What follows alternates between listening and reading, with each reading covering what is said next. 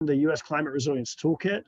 It's a website online at toolkit.climate.gov. We have a steps to resilience framework. And this usually looks like a conversation, but it's, in this case, we're often engaging with local governments, either municipal or tribal or county or state government entities. And we're leading them through a sequence of steps. And if you want to learn more about that, you can go visit the site. I've given you a link here. You can click on the framework. And what we're trying to do is help them to consider whether and how things they rely upon, things that matter to their economy, to their business functions, are exposed to climate-driven hazards. And so we want to encourage them to consider whether and how they need to make investments to build resilience. So very quickly, what is resilience? It's the ability to prevent, withstand, respond to, or recover from a shock or a disruption. It can be an extreme storm, storm surge, heat wave, wildfire, and so forth. And so I think conceptually you get it. If the y-axis here is the functional capacity of any given asset, whether it's a piece of infrastructure or say crops or our human body, human health, over time, if we can make investments that are adding buffer when that shock, that extreme event inevitably occurs, there may be an impact to performance, but if things are resilient, it can often bounce back. In some cases, like we saw, for example, in Puerto Rico, when the really strong hurricane hit Puerto Rico, they crossed a threshold beyond which they're still trying to recover. And so there's research that shows $1 spent today proactively building resilience can save anywhere from $6 to $12 in cost damages avoided down the road. So it makes good business sense, as well as sense in terms of helping our communities rebound.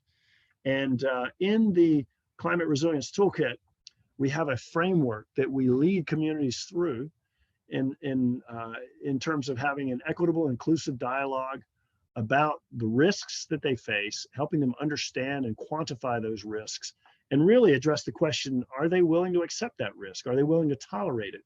And if the answer is no, then, okay, what can we do about it? And so it's sort of a circular motion where we're understanding exposure at step one.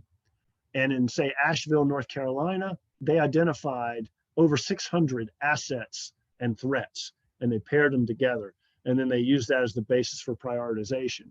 And then for every asset threat pair, they went through the process of characterizing and quantifying vulnerability and risk. And then everything that was above that threshold of we're not willing to tolerate risk here, then it became, what can we do about it? What are the options? And of those options, which ones can we afford, do no harm, are feasible and viable, and would actually build resilience? And then ultimately get funding and financing to take action, and then iterate as needed. And so we have supported over 36 communities working with the Urban Sustainability Directors Network. We supported the Chicago Metropolitan Regional Council of Governments. We supported the state of North Carolina. So you can go online and, for example, Google the Chicago Metro's Climate Action Plan, and you'll see specific reference to the steps to resilience. And it's a wonderful action plan. And so another question then that we began to challenge ourselves is, how can we scale up and accelerate the pace? That's really what we want to do now, is take this thing to scale. And so in our case study section of the toolkit, we have over 150, 180 case studies introducing you to people.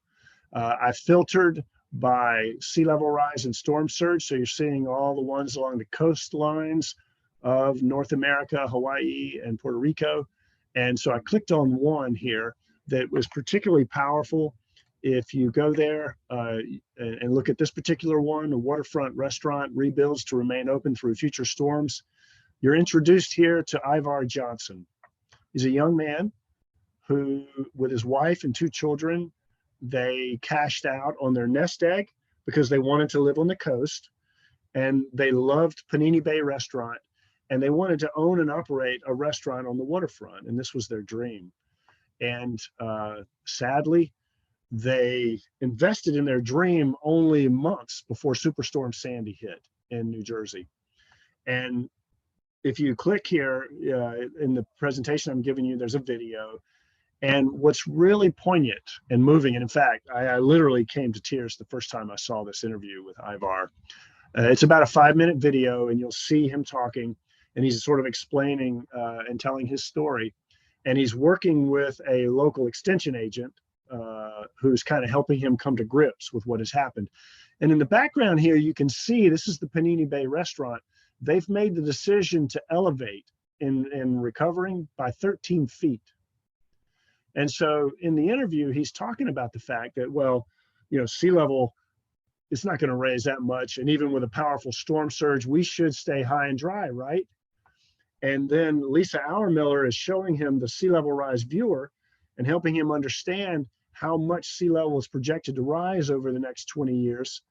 And you can see on his face, he's processing in real time, and he's thinking, well, all the roads that come to my restaurant are going to be underwater.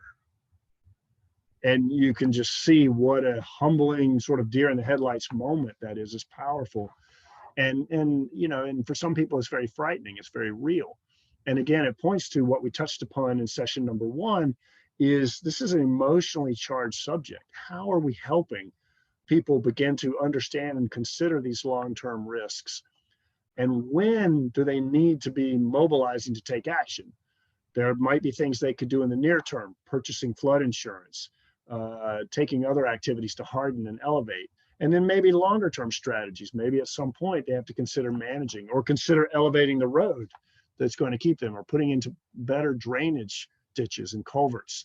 But in short, it's not just that obvious stressor that you're thinking about. Even if you live in, say, Las Vegas, you may not be worried about sea level rise in Las Vegas, right?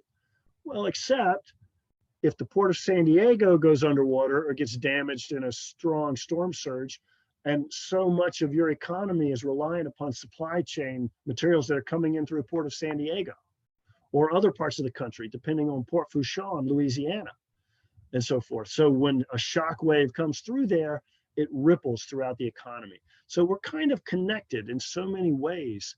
And so it's important to understand, even if we don't directly face that hazard, it can still indirectly be a problem for us. So I encourage you to come in and check out. I've given just a few shout outs here. This is one for the West Coast, fixing a road in a California state park. You can go and learn about this case study here. I'm giving you a direct link. Here in the city of Norfolk, Virginia, citizens in the city took action for zoning ordinance to reduce flooding and improve resilience to flooding there in Norfolk. And here, the city of Houston, in the wake of a very strong hurricane and cyclone that caused flooding, again, putting into place a program to engage and support citizens and to have more of a sort of a resilience hub, if you will, to make sure that people can have support if and when the next big one comes.